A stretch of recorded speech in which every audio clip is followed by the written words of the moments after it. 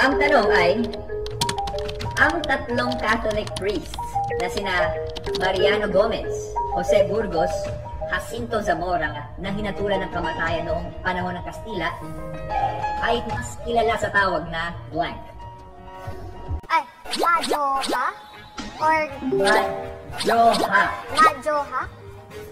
Okay, alright. So magandang umaga po sa lahat. Dumating na yung mga items from Alamat Commemorative Coins from Pampanga. GRS Pampanga. So pagkakalam ko, ito yung Gumborza na commemorative coins na bagong release ng Alamat. So napakalaki ng box. Hindi masyadong malaki. Meron pa akong natatanggap dati kay Alamat na mas malaki pa dito. Mas malaki pa dito. Yun pala. Parang regular ng ata to, yung pinakamaliit na box. Hindi ako sure. Okay, yung pangalawang maliit na box. So ito yung i-unboxing ko ngayon. Okay po, so yung Gumborza ay ang pang-apat na release ng Alamat Commemorative Coins para sa 2022 Philippine Historical Figures series nila. So pang-apat po to sila pero tatlong coins agad. Kasi sa isang set, tatlong coins sila. So nakatotal agad sila ng 1, 2, 3, 4, 5, 6. So bali 6 na coins na lahat for 2022 series. Dahil pinagsabay yung tatlong coins na Gumborza. Bali sa 6 na coins or medal coins na na-release ng Alamat, ito ay sila Macario Sakay, Pedro Calungsod, Marcela Marcelo, si Zamora, si Burgos, at si Gomez para sa Gumborza. Tatlo. Okay, so ito na po lahat mga kabarya, yung in-order ko from Alamat Commemoratives. Dumating lang, kararating lang. So, thank you very much po from Alamat Commemoratives na pinamumunuan ni Sir Jericho. So, siya po yung namumuno dyan sa grupo nila. At natanggap ko na po successfully yung item, safely. At as usual, maganda yung, maayos talaga yung pagkabalot pag masyado silang resourceful sa paghahanap ng mga pambalot. That's normal sa Alamat. Hindi lang. Napakulat ito ng pangtali kasi sayang to, magagamit pa kasi mga bubble sheet sa mga ipapashipment ko, kaya tinatabi ko sila. Okay, so what's this? Ito. Check natin maigi, baka may matatapon na naman ako. Last time, muntikan akong may natapon. Ito yung parang checklist na pinadala ni Sir. Okay. Wow, so ito na. Isa-isahin na natin. Wow, so ito yung mga coins in capsule. Boxes. Yes, may order kasi akong box kay Sir. 2 wooden box at isang presidential box. At ito I think yung mga COA. Dito niya nilagay mga certificate. And also yung mga slab. Coin slab. Ayan. Okay. So ito yung mga coin slabs. Ito yung mga coins. At ito yung tatlong box with box kung gusto nang may box. Okay, so silipin natin una-una yung certificate of authenticity. Pagkakalam ko ito yun, duda ko ito talaga yun. Hinihiwalay kasi ito ni Alamat usually. Okay. Sobrang sipag nito ni Bossing Alamat sa pagbabalot. Masyadong silang mitikuloso kung magbalot ng mga item, which is good naman, so that's nice. Nakakatuwa lang. Okay, so ilan lahat yung nandito? Certificate 1, 2, 3, 4, 5, 6, 7, 8, 9, and 10. So ayan, 10 lahat, sakto. Okay, check natin yung isa. Ayan, kung magbubukas tayo ng isang certificate, ayan, medyo patagilid lang yung ano natin, camera, kasi nilipat ko ng pwesto. So, ayan po yung COA ng Gumborza. Okay, so sa loob, ayan yung short history nila ng certificate. Medal 1, okay, so, kaya tatlong medal kasi tatlo yung mga ano nila dito, yung pinakita nilang mga pare. So, bawat pare, si Gumborza, Gomez, Burgos at Zamora, tig isang coin o isang medal coin, kaya tatlong medal na kabanggit.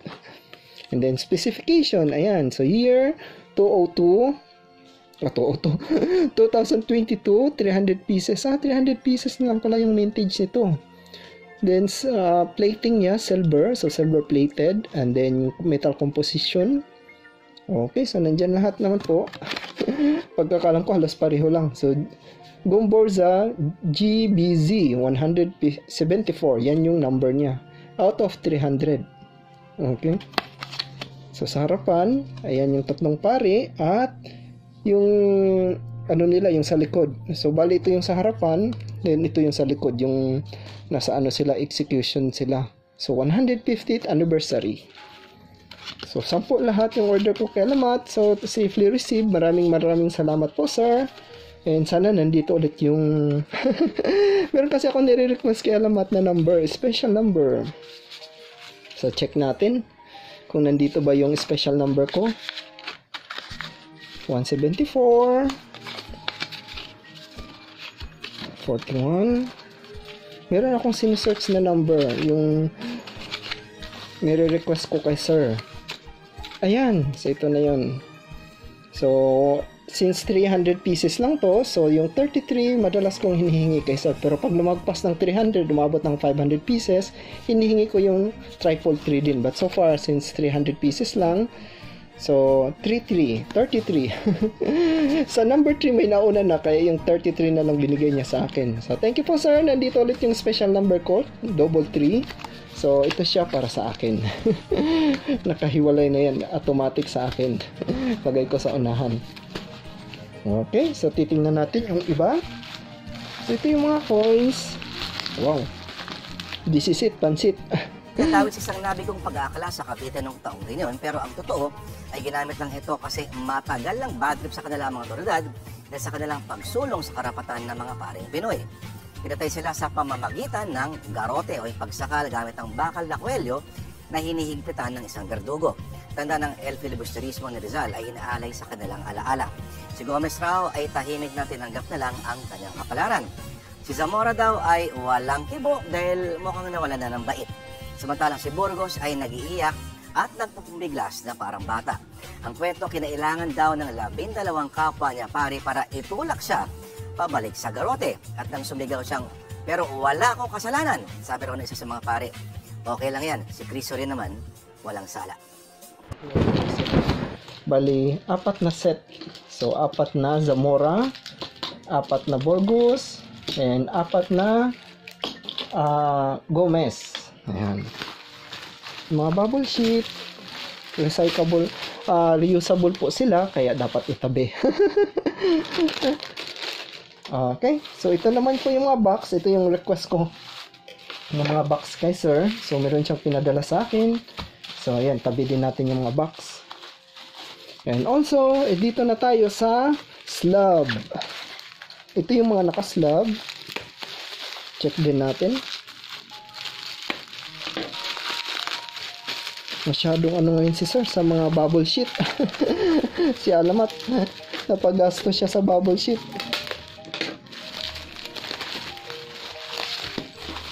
Kasi talagang inalagaan nila na hindi magkakagasgas yung mga capsule. Kaya dapat talaga naka-bubble sheet. Magbukas lang tayo ng isa. Silipin lang natin. Wow! So this is it. Ito na po yun. Okay. So, ang kagandahan, meron pa siyang plastic. Talagang highly protective. Meron ng bubble sheet at meron pang maliit na plastic. Subukan lang natin tanggalin. Ayan. Ay, dito pala yung bukasan. Okay.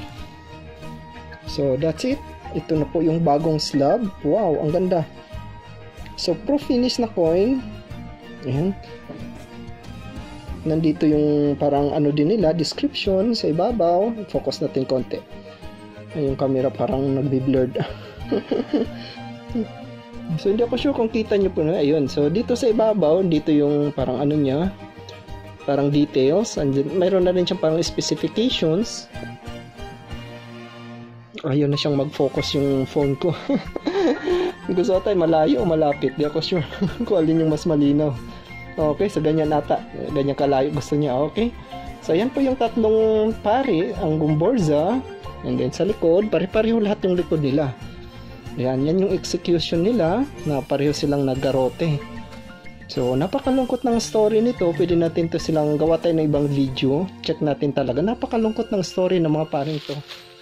I think yung ganitong slab, parang walang ganito sa online. Parang pinagawa talaga ata nila. Kasi wala ka namang nakitang ganitong slab tatluhan. So, check ko lang.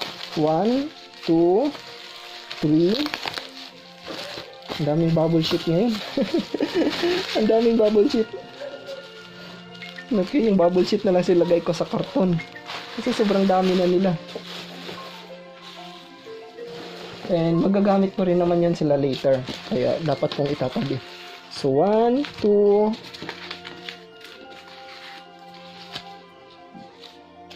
3. And ito rin, check din natin. Ang mga paring martir. 4, 5, and 6. So, 6 na slab. At, ilan ba yung coin set? 1, 2, 3. 3, 4. 4 na sets para sa mga coin sets lang at 6 sa mga slabs. So, yan lahat yung mga order ko sa Alamat Commemoratives. Maraming salamat po at nandito na po yung mga bago nilang certificate. Ang ganda ng folder niya, black. So, again po, yun yung nagustuhan ko sa Alamat Commemoratives. Dahil bawat set or bawat coins, meron siyang certificate na kasama. So, yun yung kagandahan talaga dahil monitor natin sila kung pang ilan na yung item natin hawa dito. So, bawat isa niyan, meron silang slab, meron silang certificate. So, iba kasi yung mga private mint o private company na gumagawa ng mga middle coins, walang certificate. Kaya, kung ako yung tanungin personally, mas gusto ko yung may certificate kasi may number sila at alam natin kung pang ilan na siya. Okay? So, in that case, hindi sila pwedeng gumawa ng more than 300 dahil magdodoble na yung numbers. Which is, pwede mo na silang ma-question bakit nagkaganon. So, maraming salamat po, Alamat Commemoratives, lalong-lalo na kay Sir Jericho. Napaka-accommodating po ng taong yan. Check nyo rin po sa kanilang site, sa kanilang website, at meron din sila sa Facebook. Okay? So, ito ring iba, sobrang dami for my personal use or personal collections. So, binibenta ko rin sila as per SRP price. So, yung SRP price, yung ko nito pag binibenta ko. So, thankful na lang din ako na binibigyan ako ng konting discount ni Alamat Commemoratives at nakalibre ulit ako ng kape. So, maraming salamat po, Alamat Commemoratives once again at sa mga nanonood. So, kindly support din yung aking YouTube channel. So, unboxing lang po ako ngayon sa aking natanggap na Gomborza coins. Yung Gomborza coins. So, yan po yung unboxing natin ngayon lahat. So, natanggap ko na from Alamat yung aking mga slab, 6 na piraso at 4 na set na coins. So, maraming salamat po. Kindly like and share din po sa aking YouTube channel. At sa mga hindi pa nakapag-subscribe, please subscribe na rin po. At maraming salamat po mga kabarya sa suporta ninyo. And God bless. Ayan, ang ganda. Ayan, nagre-reflect. Paano ba tawag dito? Nakalimutan ko yung right term. Chrome or ano ba yun? Reflectorize? Nakalimutan ko, sabi ni Alamat. Tinanong ko na to dati. Ano yung tawag dito? So, napakaganda. So, thank you po, Sir Alamat at Sir Jericho. Natanggap ko na yung mga item. Okay, so maraming salamat po.